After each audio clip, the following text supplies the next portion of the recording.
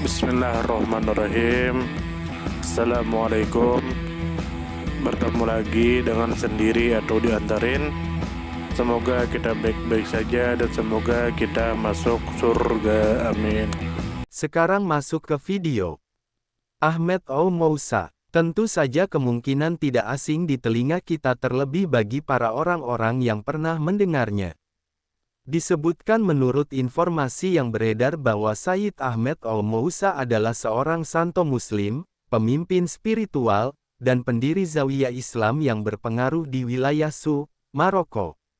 Beliau dikenal sebagai tokoh sufi yang mendirikan dinasti Tazarwalt dan komunitas spiritual yang menjadi pusat penyebaran ajaran mistik Islam serta menjadi tempat ziarah hingga saat ini. Kemudian menurut informasi yang beredar bahwa Sayyid Ahmed Al-Mousa, yang juga dikenal dengan ejaan Sayyid Ahmad Umusa, lahir sekitar tahun 1460 di Bou Merouan, sebuah kota kecil di wilayah Ida Semlal, Pegunungan Anti-Atlas, Maroko. Beliau adalah putra dari Sayyid Mousa dan Lala Ta'anut, serta keturunan dari tokoh sufi besar Sayyid Zouzal Al-Jazuli. Cucu beliau, Budemia, kemudian meneruskan warisan spiritual dan politik sebagai emir dari dinasti Tazarwalt. Kemudian menurut informasi yang beredar bahwa Sayyid Ahmed Al-Mousa lahir sekitar tahun 1460 dan wafat pada tahun 1563. Beliau kembali ke Sudan mendirikan Zawiyah pada tahun 1521 setelah menempuh perjalanan ke berbagai wilayah untuk mendalami ilmu Islam. Setelah wafatnya, makam beliau menjadi tempat ziarah yang terus dihormati hingga abad ke-21, dengan pengaruh spiritual yang tetap hidup dalam budaya lokal. Kemudian menurut informasi yang beredar bahwa Sayyid Ahmed Al-Mousa berasal dari Bou Merouan di Pegunungan Anti-Atlas dan menghabiskan masa mudanya di Marrakesh untuk menuntut ilmu. Setelah kembali ke daerah asalnya, beliau menetap di Tazarwalt, Su, Maroko. Makam dan zawiyah beliau kini berada di desa Sayyid Ahmed Al-Mousa, yang dinamai berdasarkan namanya. Kemudian menurut informasi yang beredar bahwa Sayyid Ahmed Al-Mousa dianggap tokoh penting karena perannya dalam menyebarkan ajaran tasawuf di Maroko, membangun hubungan harmonis dengan dinasti Saadi yang berkuasa, serta menciptakan kekuatan lokal yang kuat secara spiritual dan politik. Keberadaan zawiyah dan tradisi ziarah yang tetap bertahan menjadi bukti pengaruhnya yang mendalam dalam kehidupan religius masyarakat Su dan Maroko secara umum. Kemudian menurut informasi yang beredar bahwa Sayyid Ahmed Al-Mousa menjalani proses pendidikan Islam yang mendalam di Marrakesh dan melakukan perjalanan panjang ke timur untuk memperluas pengetahuan spiritualnya. Sekembalinya ke tanah kelahirannya, beliau membentuk komunitas sufi melalui zawiyah yang menarik ratusan pengikut.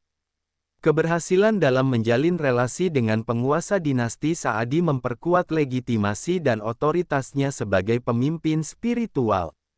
Dinasti Tazarwalt yang beliau dirikan, meskipun berumur pendek, mewariskan pengaruh yang dilanjutkan oleh keturunannya. Bahkan hingga abad ke-20, nama beliau tetap hidup melalui kelompok penghibur tradisional seperti Oulad Sayyid Ahmed Al-Mousa dan melalui tradisi ziarah tahunan. Sayyid Ahmed Al-Mousa, yang juga dikenal dengan ejaan alternatif Sayyid Ahmad Umusa, merupakan tokoh sentral dalam sejarah spiritual Maroko, khususnya di wilayah Su dan Anti-Atlas. Beliau lahir sekitar tahun 1460 di Bou Merouan, sebuah desa kecil yang terletak di kawasan Pegunungan Ida Semlal, bagian dari rangkaian Anti-Atlas yang dikenal sebagai kawasan dengan akar sufisme yang kuat. Garis keturunan beliau mengaitkan dirinya dengan Sayyid Zouzal Al-Jazuli, tokoh penting dalam tradisi Jazuliyah, sebuah cabang dari tarekat Syaziliyah yang berpengaruh besar di Afrika Utara. Pendidikan keislaman Sayyid Ahmed Al-Mousa dimulai sejak usia muda, dan beliau menempuh pengembaraan ilmiah dan spiritual ke Marrakesh yang saat itu menjadi pusat penting dalam studi keislaman dan sufisme. Marrakesh merupakan tempat berkumpulnya para ulama, faqih, dan Sufi dari berbagai belahan dunia Islam, yang memberi beliau akses pada jejaring intelektual dan spiritual tingkat tinggi.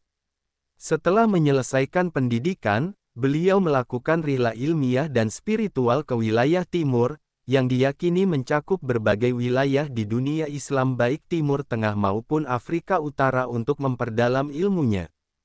Sekembalinya ke tanah kelahirannya pada tahun 1521, Sayyid Ahmed Al-Mousa memilih untuk menetap di kawasan Ilmatene, sebelum akhirnya mendirikan Zawiyah di Tazerwald. Zawiyah ini kemudian berkembang menjadi pusat spiritual yang sangat berpengaruh, menarik banyak murid, pengikut, dan pelajar dari berbagai wilayah.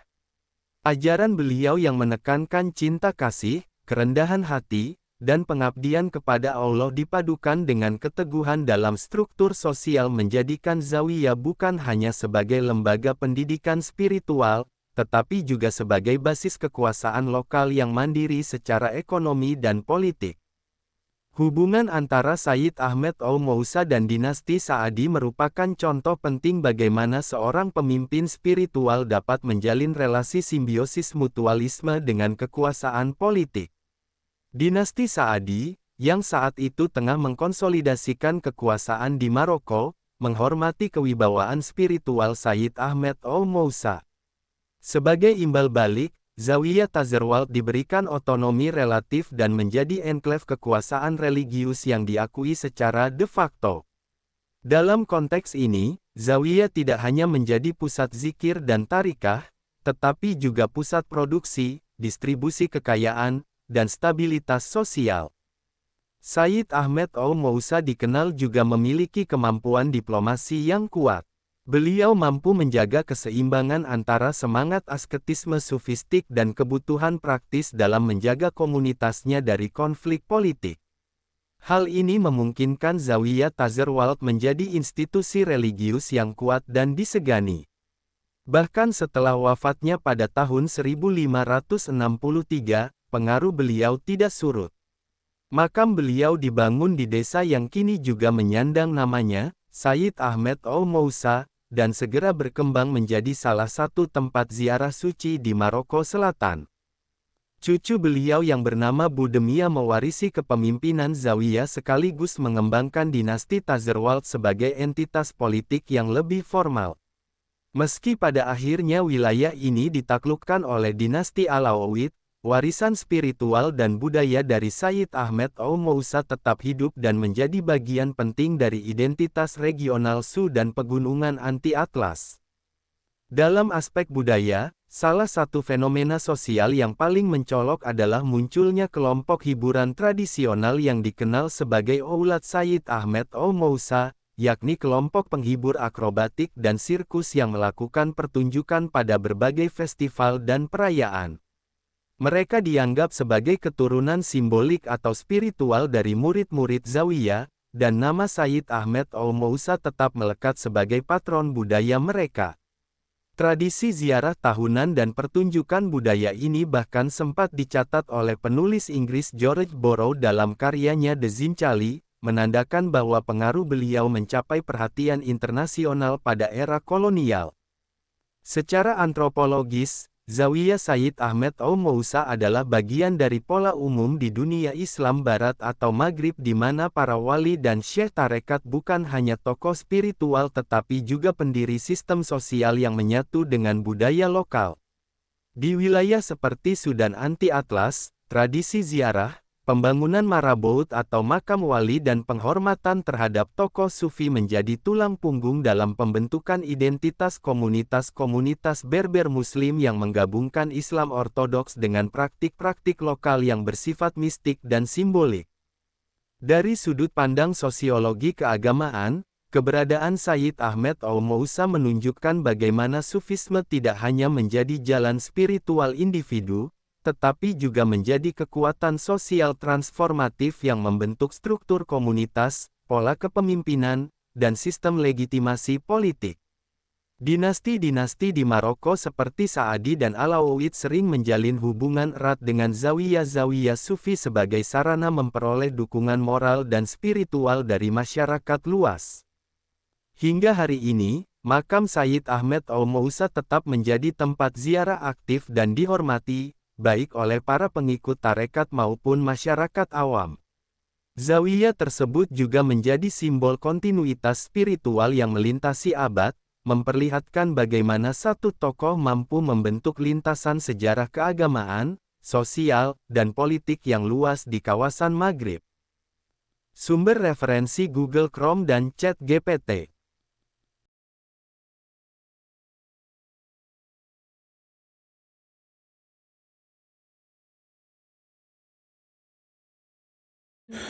Tentu kita tahu bahwa dalam setiap perjalanan hidup selalu ada saat ketika diri kita merasa lelah, goyah, bahkan ingin menyerah. Namun di balik setiap rintangan tersembunyi peluang untuk tumbuh dan menguatkan diri kita. Hari ini adalah kesempatan baru, saat yang tepat untuk kembali menyusun niat, memperbaiki langkah, dan meyakini bahwa setiap tetes usaha tidak akan pernah sia-sia. Bangkit bukan karena tidak pernah jatuh, tetapi karena memilih untuk tidak tinggal dalam kejatuhan. Teruslah melangkah meski perlahan, karena selangkah lebih dekat adalah lebih baik daripada diam dalam keraguan. Ya Allah, ya Tuhan kami yang Maha Pengasih lagi Maha Penyayang, jadikanlah hidup kami ini sebagai ladang amal yang penuh berkah. Berikan kekuatan untuk terus menebar kebaikan di dunia. Anugerahkan kemudahan dalam menghadapi segala ujian, dan karuniakan akhir kehidupan yang baik. Lindungi diri kami dan keluarga dan fitnah dunia yang menipu. Jadikanlah akhirat kami sebagai tempat peristirahatan terbaik, dan masukkanlah kami ke dalam surga-Mu bersama orang-orang yang Engkau cintai, serta jauhkan kami dari siksa api neraka dan kemurkaan-Mu yang tak tertahankan. Kepada setiap orang yang pernah hadir dalam perjalanan ini, terima kasih atas waktu, kebaikan, dukungan, bahkan teguran. Maafkan atas setiap kata yang menyakiti, sikap yang mengecewakan, atau hati yang mungkin belum sepenuhnya mampu menjaga. Manusia tidak pernah sempurna, namun ketulusan untuk tetap terus belajar dan memperbaiki diri tidak akan pernah padam. Tentu kita tahu bahwa kebaikan tidak selalu datang dalam bentuk besar. Terkadang senyum kecil yang tulus, tangan yang ringan membantu, atau telinga yang mau mendengarkan sudah cukup untuk mengubah hari seseorang menjadi lebih bermakna. Jangan pernah kita menyepelekan kebaikan sekecil apapun, karena bisa jadi satu perbuatan kecil bisa menjadi rahmat Allah turun.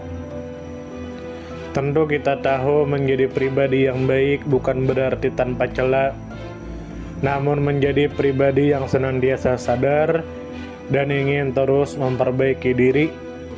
Kebaikan itu menular, dan siapapun yang menanamkan kebaikan akan menuai kebahagiaan meski tak selalu terlihat oleh mata. Dunia membutuhkan lebih banyak hati yang lembut, tangan yang menguatkan, dan jiwa yang peduli. Semoga usaha yang dilakukan bernilai ibadah. Semoga hidup kita menjadi pemberat amal baik, dan semoga kelak ketika dunia telah kita tinggalkan, nama yang tertinggal bukan hanya sekedar dikenang, tetapi menjadi doa yang terus mengalir karena kebaikan yang tidak pernah berhenti untuk ditanam. Terima kasih banyak. Mohon maaf jika ada salah. Silahkan jika suka ditekan tombol like. silakan share, dan jika ingin memberikan saran dan komentar, silakan komen.